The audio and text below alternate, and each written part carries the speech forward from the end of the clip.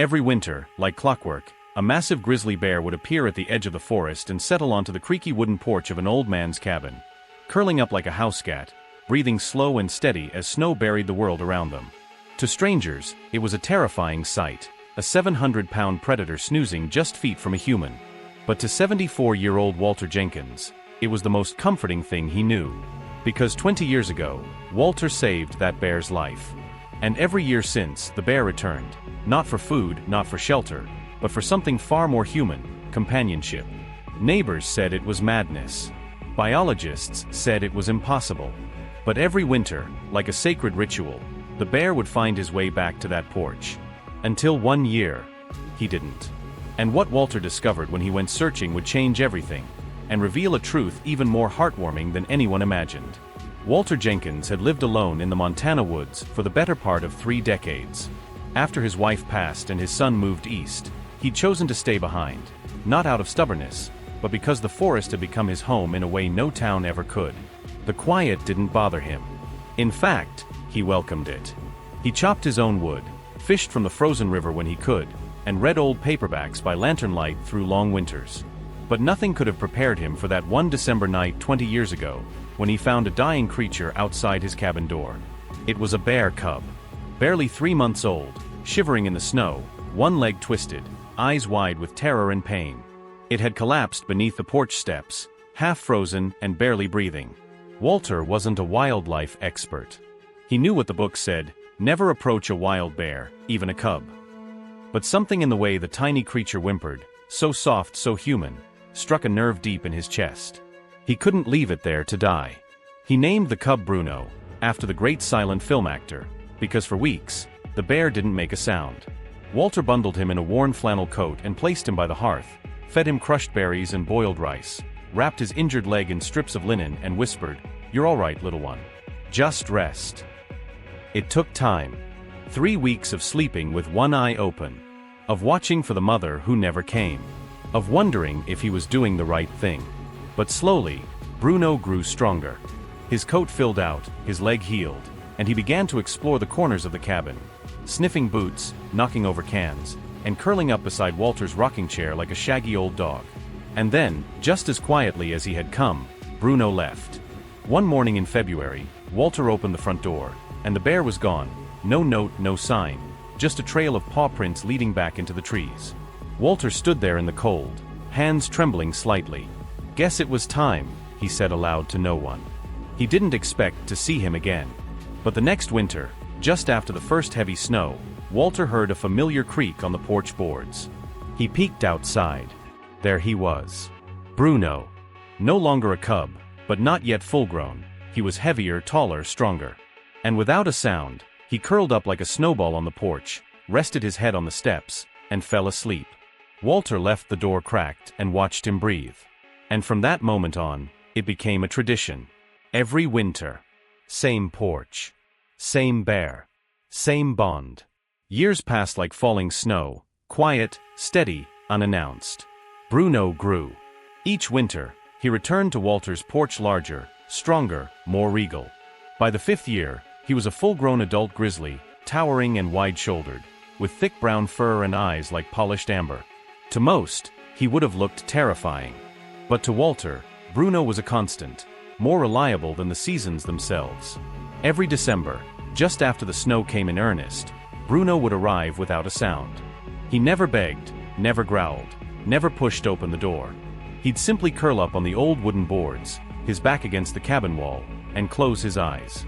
Walter would open the front door, pour out a small tin of oats or apples, and sit in the rocker by the fireplace. They never needed words. The creak of the chair, the snap of the fire, and the steady rhythm of Bruno's breath were enough. It was peace. It was companionship. It was something deeper than survival. One winter, a wildlife officer named Callie Brantley snowshoed in during a blizzard to check on Walter. She hadn't seen his smoke signal and got worried. When she arrived, she nearly fainted at the sight of the enormous bear asleep on his porch. "You've got a damn grizzly out here," she yelled from behind a tree. Walter chuckled from inside. "That's Bruno. He's a porch regular." Callie thought he was joking, until she stepped closer and saw the bear open one sleepy eye, look at her calmly, and go right back to sleep. What in God's name?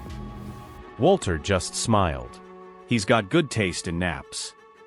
She snapped a photo, which made the rounds in local news, then the State Wildlife Board. Conservationists were stunned. Scientists said it was anomalous behavior. Others called it impossible. But Walter didn't care what anyone said. He knew what he knew. Bruno came back because he chose to. Not for food. Not for safety. But for him. Some winters, Bruno arrived injured, scratches on his shoulder from another male, or limping slightly after a hard season. Walter would leave antiseptic and fruit outside, whisper through the door, and sometimes even hum old tunes while Bruno slept. And Bruno stayed. Sometimes for days. Sometimes a full week. But he never crossed the threshold. Never entered the cabin. As if he understood the line between wild and tame, and honored it. Walter never invited him in. He didn't need to. One night, on Bruno's 7th return, Walter stood at the doorway, his breath fogging in the cold. "You remember," he said softly. "All these years, you remember." The bear's ears twitched. Walter leaned on the doorway and added, "So do I." Walter was 74 when the first snow of the 21st winter began to fall, and for the first time since the cub had arrived all those years ago, Bruno didn't come. At first, Walter thought nothing of it. He figured the bear was delayed, maybe the early snow had caught him further north, or maybe he'd found a new den, closer to a different water source. Bears did that sometimes. But days turned into weeks. The porch remained empty. The snow built higher than usual that year, piling over the steps where Bruno always lay. Walter kept his routine, rocking by the fire, whittling small animals from wood, humming softly near the cracked open door. But the silence outside wasn't the usual peace. It was absence. By mid-January, Walter's chest felt tighter. He'd never admitted it aloud, but Bruno had become more than just a visitor. He was part of the ritual, part of the rhythm of Walter's life. And now, he feared the worst. He bundled himself in 3 layers of flannel, strapped on snowshoes, and left the cabin, something he hadn't done in deep winter in over a decade. "I'm coming, boy," he muttered. "Just don't be gone yet." Walter searched for 2 days. The forest was quiet, eerily so. No birds. No tracks. Just the wind in the pines and the soft crunch of his steps over snow. He checked Bruno's usual paths, the old den he once used years back, the berry ridge, the streambed that never quite froze. On the 3rd morning, Walter found him. Bruno was lying beneath an overhang, hidden in the trees, his fur dusted with frost. He was alive, but barely. A deep wound stretched along his side, likely from a fight with another male. His breathing was shallow. His eyes flicked open at the sound of Walter's boots. Recognition flickered there. He tried to rise, and collapsed. Walter dropped to his knees. "You made it this far," he whispered, voice cracking. "You made it back." Using his jacket, he packed snow to slow the bleeding. He fed Bruno bits of dried fruit and sugar cubes he'd kept in his pack. He stayed there beside him all night, whispering old stories, songs his wife used to sing, words only the trees remembered. By morning, Bruno's breathing was stronger. He nuzzled Walter's leg gently, grateful. Familiar. Walter didn't try to move him. He knew Bruno wouldn't survive being dragged or prodded. So he stayed. For 3 days. He lit a fire in a ring of stones. Slept with his back against the bear's side. Shared food, sang songs, and waited. Until finally, Bruno stood. Shaky at first, but upright. They walked back to the cabin together. Slowly. Step by step. Walter opened the door. This time, Bruno entered. The moment Bruno stepped inside the cabin, Walter felt something shift. Not in fear, but in something quieter. Deeper. For 20 winters, they had honored an invisible line between the wild and the domestic. Bruno had always stopped at the porch. Had always respected the boundary. But not this time. This time, wounded and weary, he crossed it, and Walter didn't stop him. He simply stepped aside and whispered, "Come on in, boy. You've earned it." Bruno didn't explore.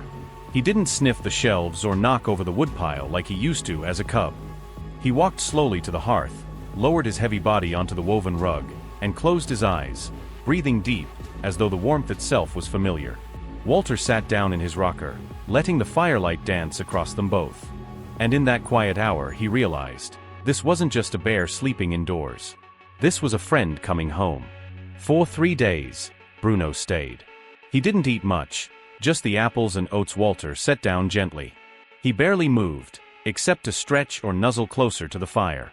And every night, Walter slept in his chair, keeping watch, not out of fear but devotion. On the 4th morning, Walter woke to find Bruno standing by the door. His side was healing. His eyes clearer. He looked back once, just once, then stepped out into the snow. No fanfare. No goodbye. Just a slow, lumbering return to the trees. And that was enough. Spring came early that year. The porch creaked again under the weight of Walter's footsteps, not a bear's. But he smiled at the memory of paw prints melted into the wood. People in town still asked him about that crazy porch bear. Some didn't believe him. Some begged for photos. One reporter offered money. Walter always said the same thing. He wasn't my bear. He was my winter guest. And when they laughed or rolled their eyes, he let them. Because they hadn't seen the way Bruno watched the fire. They hadn't heard the sigh he made before falling asleep. They hadn't felt the warmth of silence shared between two old souls. But Bruno would return once more. And this time, he wouldn't come alone. Walter turned 80 the following December. He moved slower now, his joints stiff, his steps unsure. But every morning, he still brewed his coffee, bundled in flannel, and looked out at the porch through the frosted window, hoping. Waiting. And then one snowy morning, he saw it. A great shape at the tree line. Broad. Familiar. Moving slowly, but steadily. Bruno. Older now. Grayer around the muzzle. His gait heavier, his breath visible in the cold air. But it was him. Walter opened the door before Bruno even reached the steps. "You came back, old friend," he whispered, his voice trembling. But something was different. Bruno paused halfway up the steps and turned slightly. From the trees behind him, two smaller shapes emerged, clumsy, cautious, and wide-eyed. Cubs. Walter stared in awe. They were no more than a year old, both with thick winter coats and button noses. One was darker than Bruno, the other more golden, almost like honey in the snow. Bruno looked at Walter, then back at the cubs. And then slowly, deliberately, he lay down on the porch. Just like always. The cubs followed suit, curling beside their father, not frightened, not tense, just trusting. Walter stood there, overwhelmed. He understood. This wasn't just a visit. It was an introduction. A handoff. Bruno was showing them the place he trusted. The human he trusted. Passing down something unspoken. That winter, Walter left extra food outside. Berries, apples, oats in tins. And every morning it was gone. The cubs grew more curious. They peeked through the windows. One knocked over a broom. The other tried to climb the porch railing. Walter laughed harder that season than he had in years. And Bruno? Bruno just watched them with tired eyes and a deep, satisfied stillness. Then one morning in late February, Walter opened the door. And they were gone. No paw prints. No sound. Just the hush of snowfall. But he didn't feel sorrow. He felt peace. Because he knew. Epilogue. The warmest place in the cold. Walter passed away 2 years later, quietly in his sleep, rocking gently beside the fireplace. Locals found him with an open book in his lap and a small wooden carving of a bear and 2 cubs on the table beside him. Outside on the porch, just like the old days, were fresh paw prints. 3 sets. A memorial sign was placed at the cabin months later by the sanctuary team who inherited the land. Here slept a bear who returned every winter to the only human he ever trusted. And here lived the man who reminded us that even the wildest hearts remember kindness.